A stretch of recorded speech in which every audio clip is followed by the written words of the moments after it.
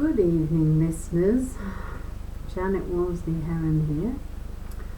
This is the 13th of August 2020. I'm just going to begin. I don't know how far I'm going to read, but I'll give you an insight. It's about SAINT JOSEMARIA ESCRIVA, and this is presented by Father Francesc Faus, and his title about this wonderful saint is called A Man Who Knew How to Forgive. The Lessons from the Life of Saint Josemaria Escriva. I don't know anyone on this earth who doesn't need to forgive someone, and I don't know anyone who doesn't need to be forgiven. This causes the most pain to everyone who needs to be forgiven or to forgive.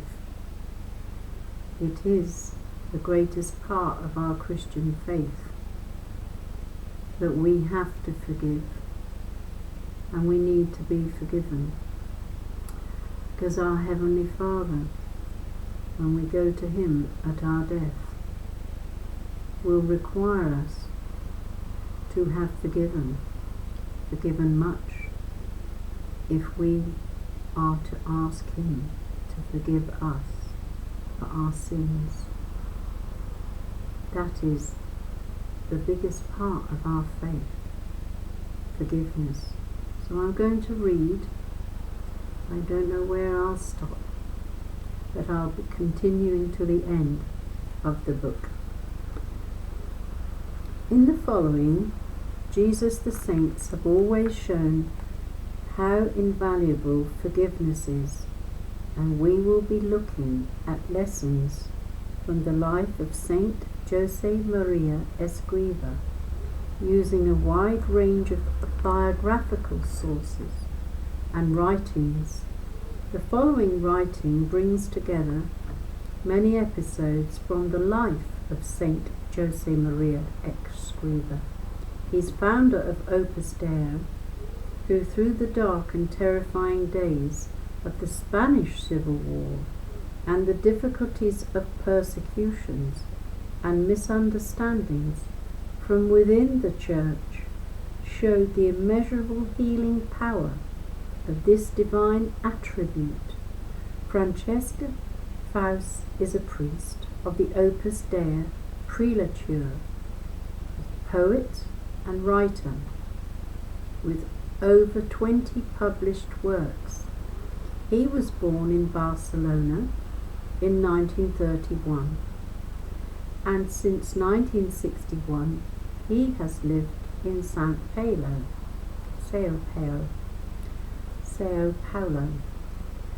The contents and stories: forgiveness in a climate of hatred, forgiveness in times of war, forgiveness in peacetime. These are stories of forgiveness. Forgiving another person is one of the most difficult human actions. Injustice provokes a passionate reaction, and often it can seem that forgiving the other person would be a mistake, as though condoning an act of aggression or accepting an injury in a cowardly way.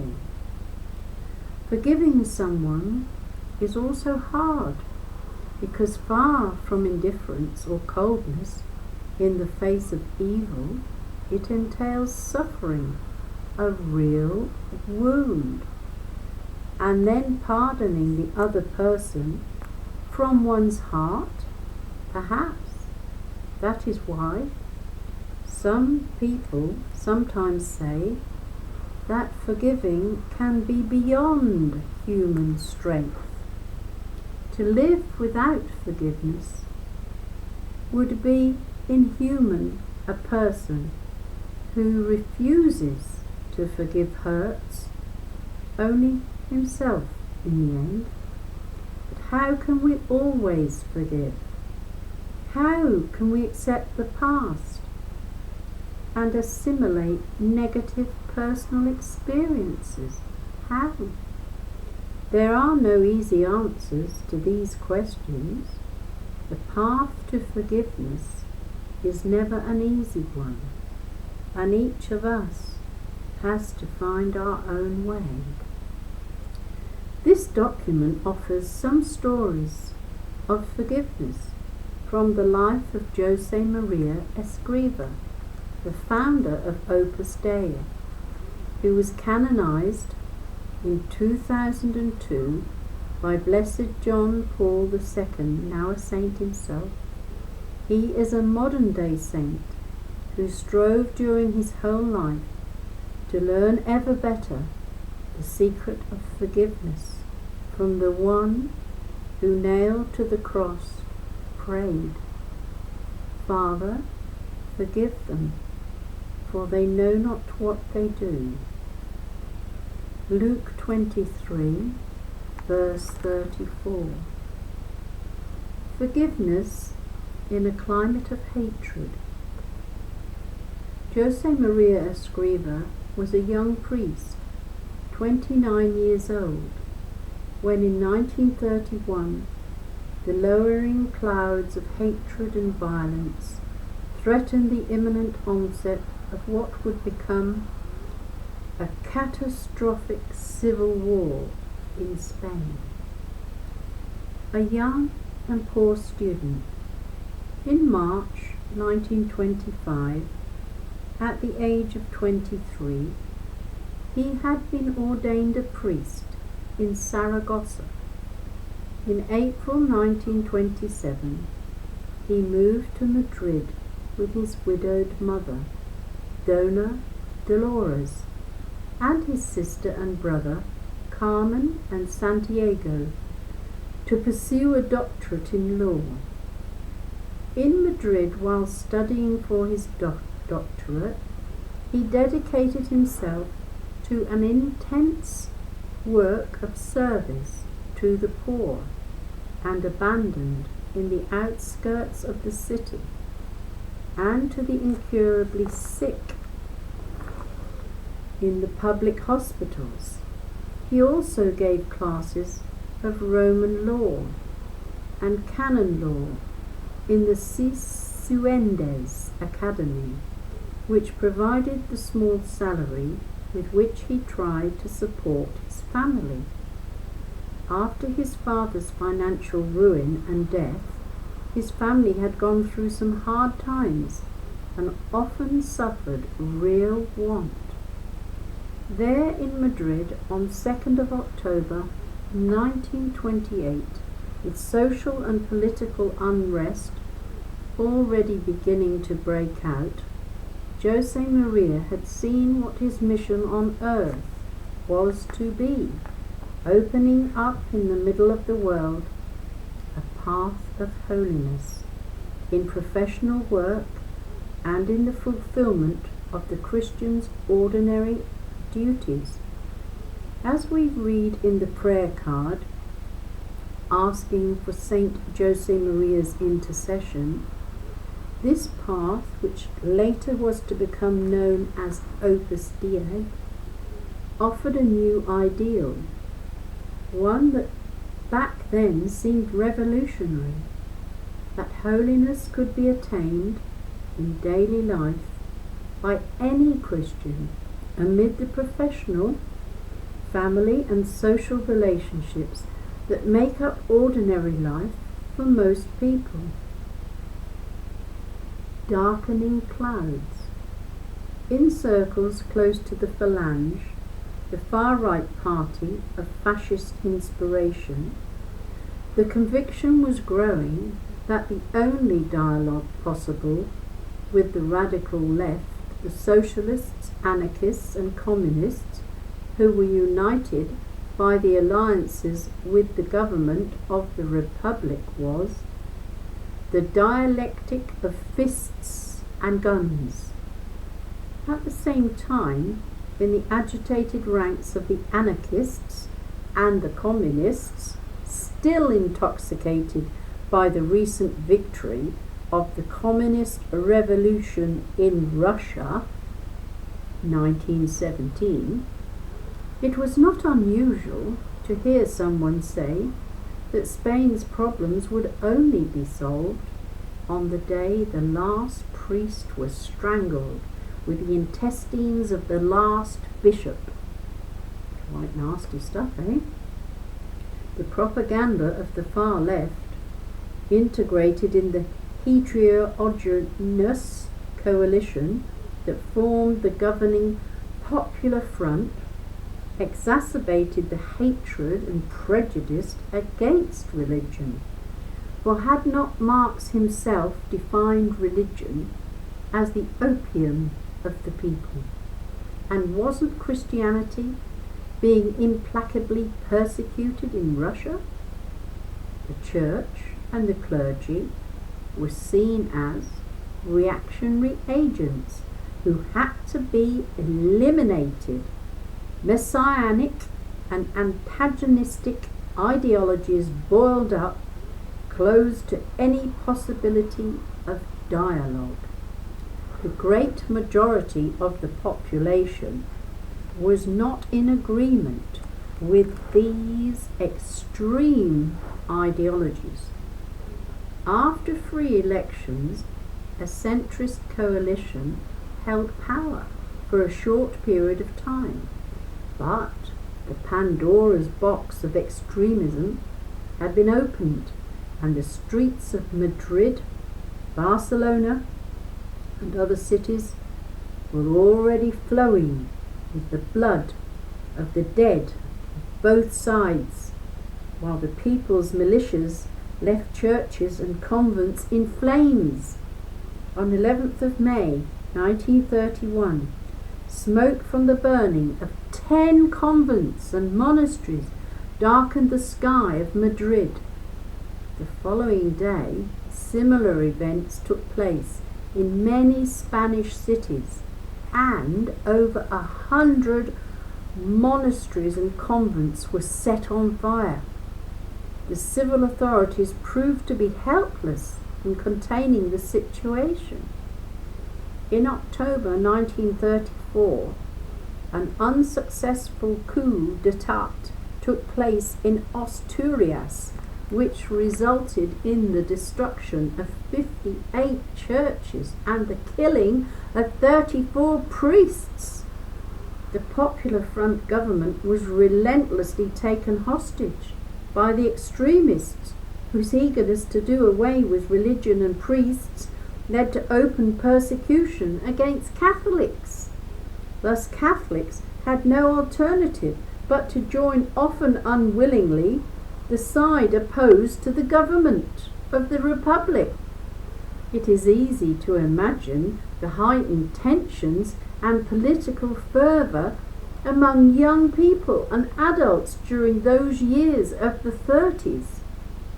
Josemaria Escriva had begun to spread the Christian ideals of Opus Dei among university students and workers, very few at first and at slow rate.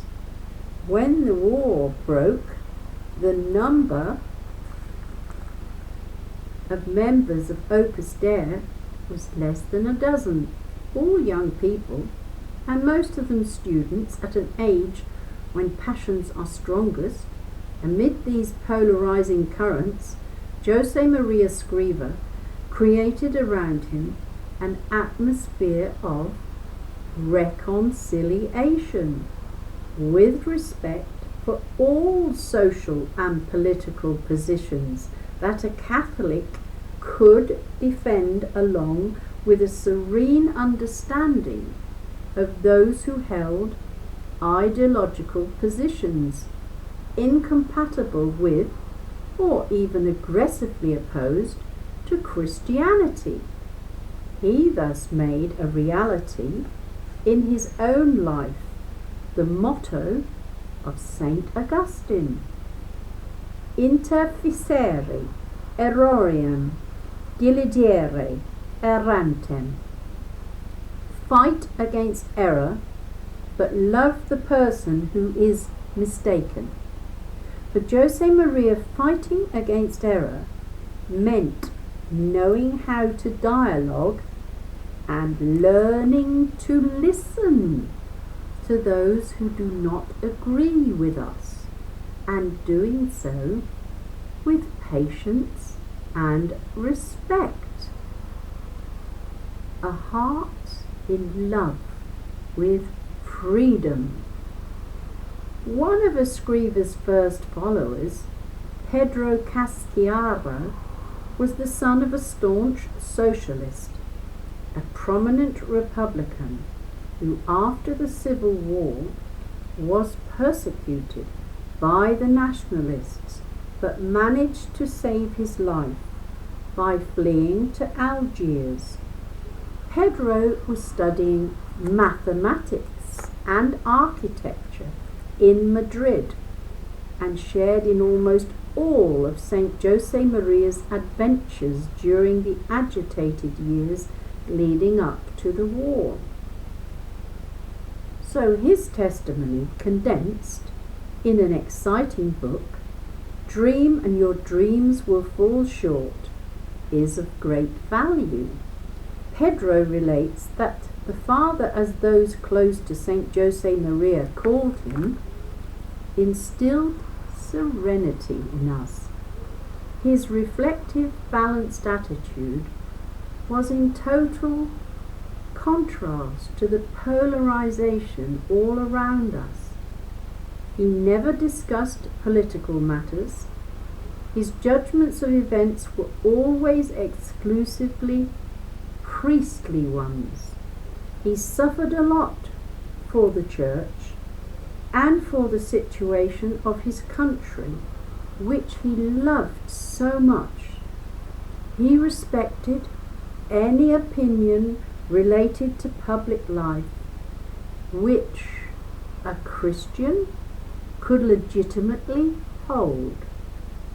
Casciaro recalls that among the few members of Opus Dei and the other young people Escriva was guiding, spiritually there was a great diversity of political views, and that Escriva taught us to have a great respect for each person's freedom.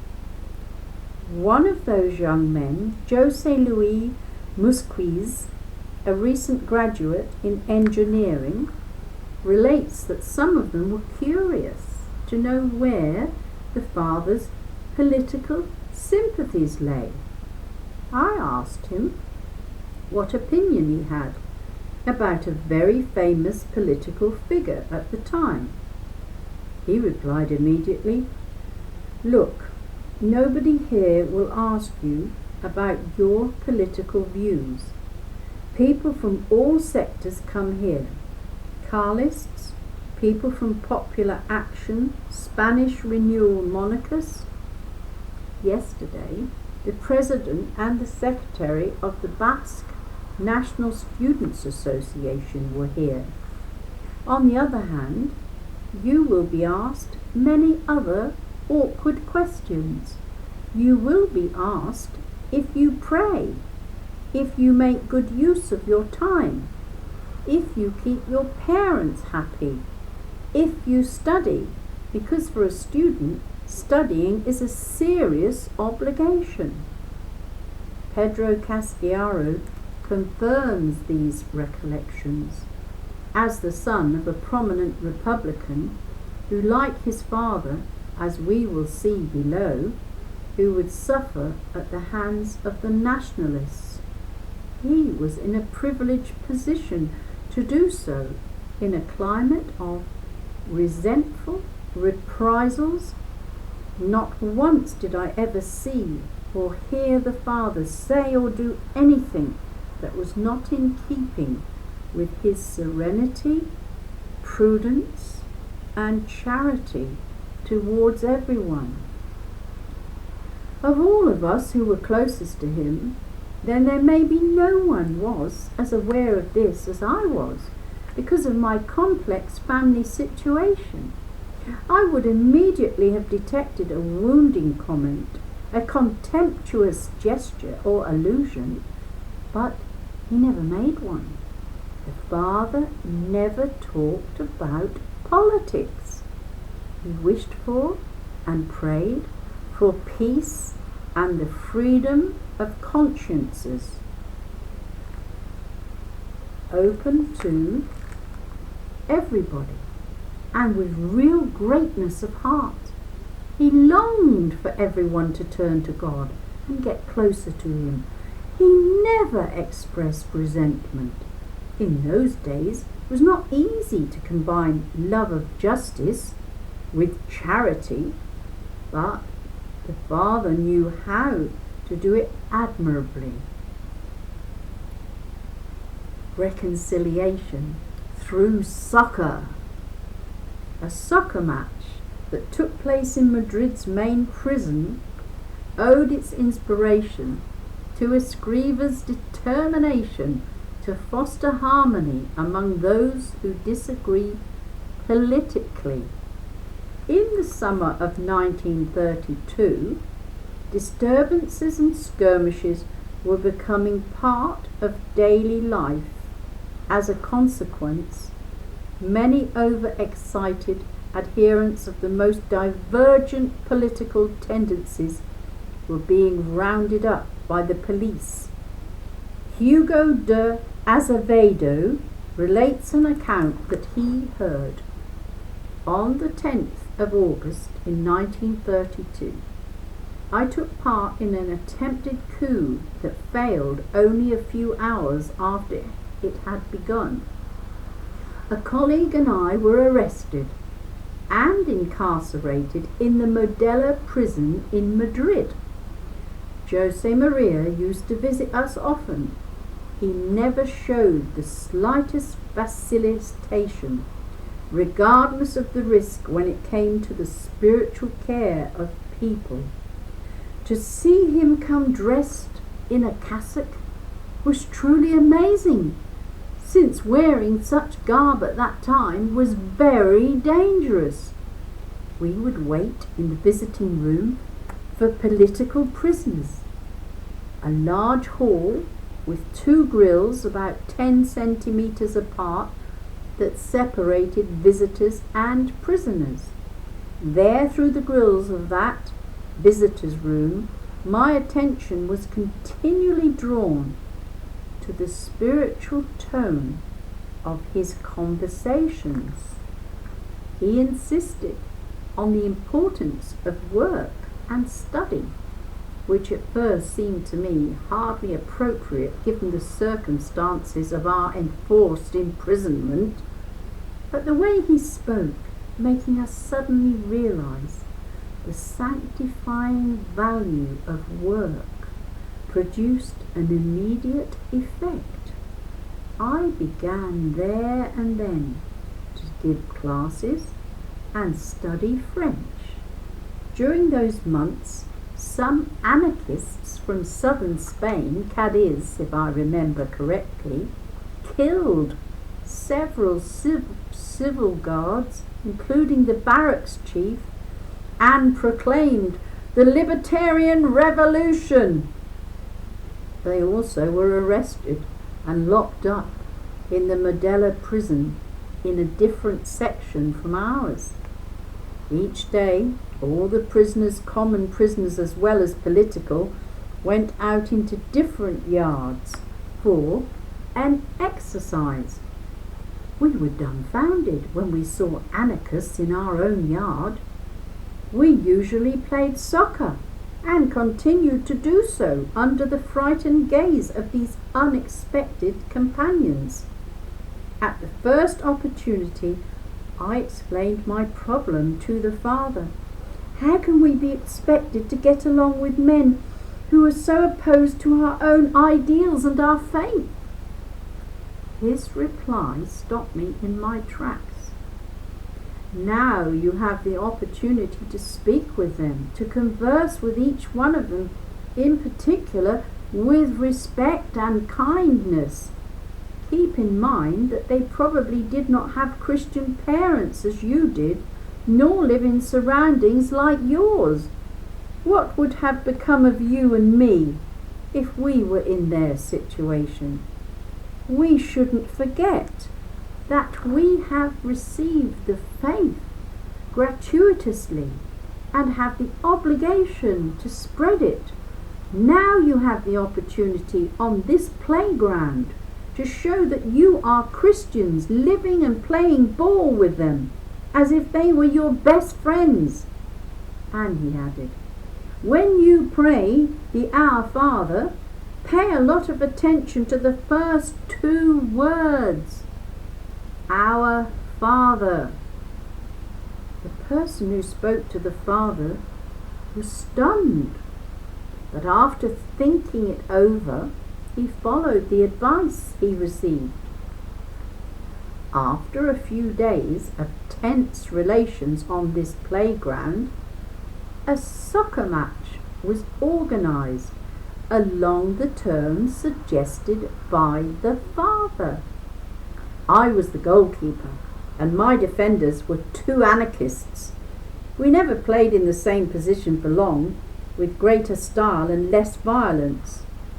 On leaving prison, I kept up a friendship with some of them, and a number of them came back to the church. Climbing the hill of forgiveness. Nevertheless, the truth is that the value of Escriva's patience and forgiveness can only be understood if we take into account that his character was by nature exactly the opposite of any coldness or callousness. Josemaria Escriva was the antithesis of the naturally easy-going man. He had a strong, energetic temperament, prone to quick and passionate reactions. So his ability to forgive can only be adequately explained by his struggle for self-dominion in the service of his mission, and above all, by his love, a love for God and men that aspired to become ever greater, vivified by the root from which it drew its strength, God's grace.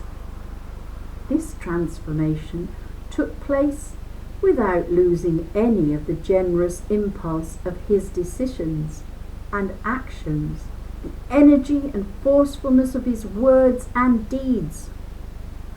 As his biographer, Andres Vanquez del Prada, documents with anecdotes and testimonies, throughout his life, Josemaria had to struggle against natural impetuosity of his temperament to rein in that torrent of healthy energy and turn it into a controlled force and a strength of spirit with which to confront obstacles.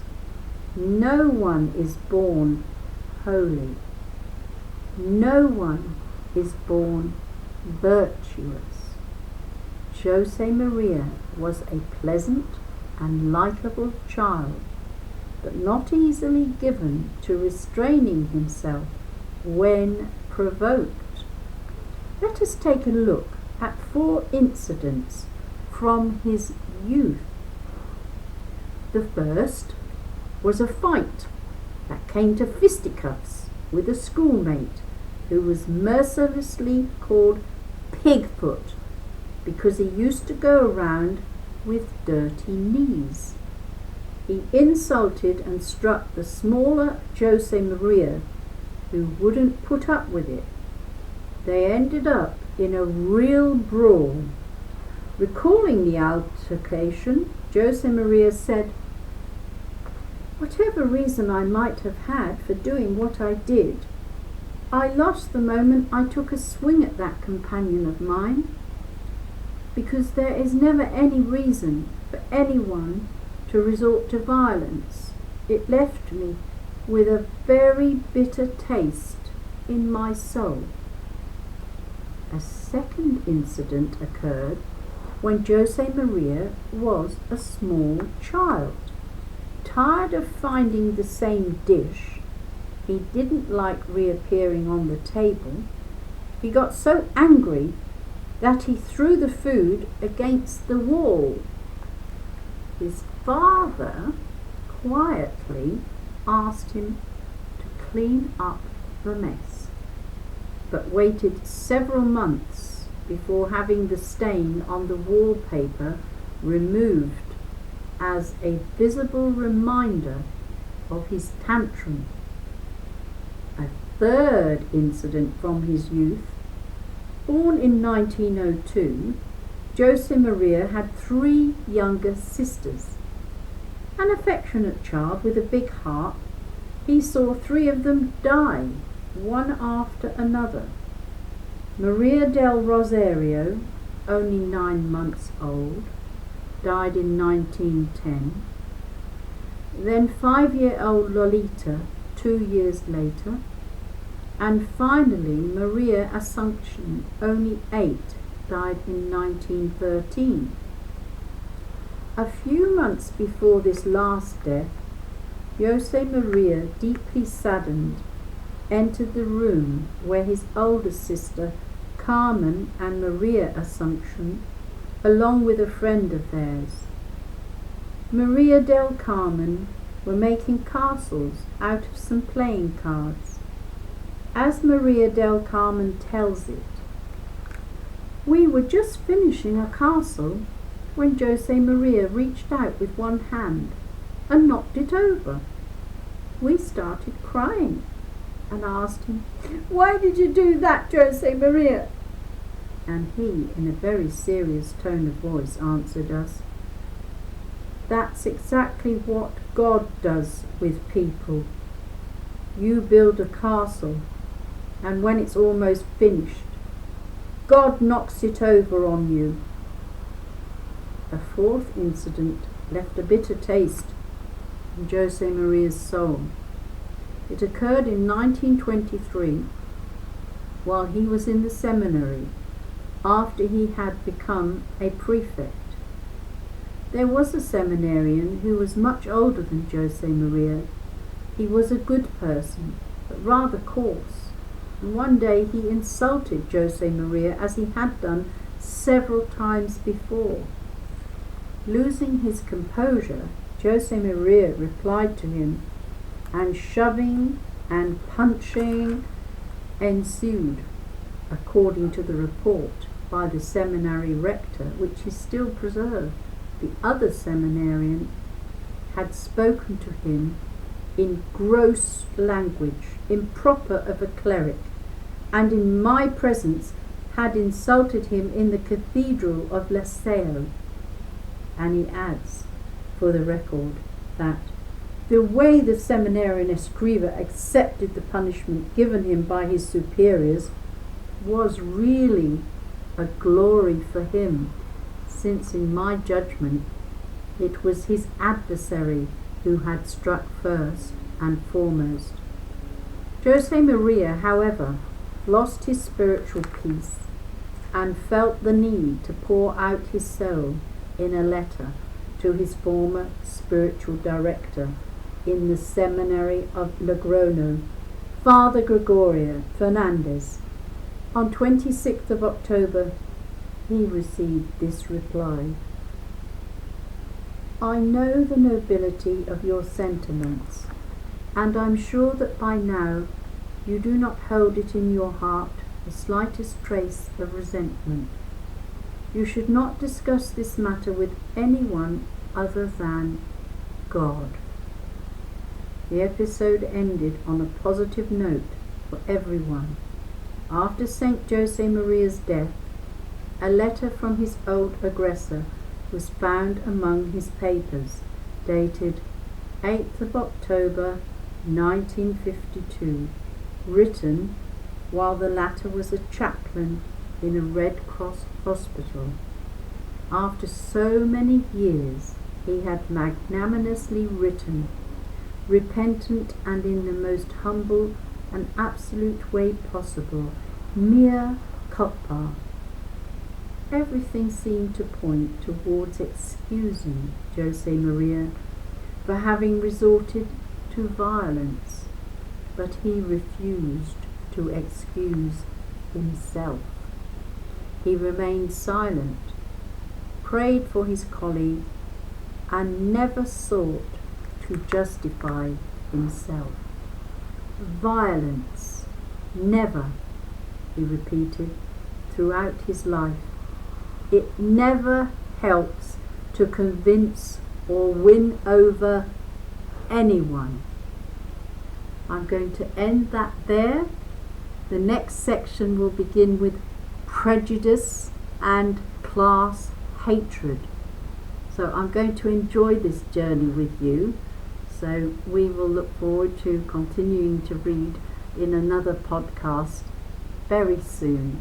And I hope you've enjoyed it as much as I have, because I think his life should be shared as much as possible, because it's a long journey to understand forgiveness and to give it and to receive it. And this priest, this wonderful example, I think we can't get enough of somebody like him. He's very rare, isn't he? All right, God bless you. Have a fantastic evening, and don't forget to pray for yourselves and for me, please. Thank you.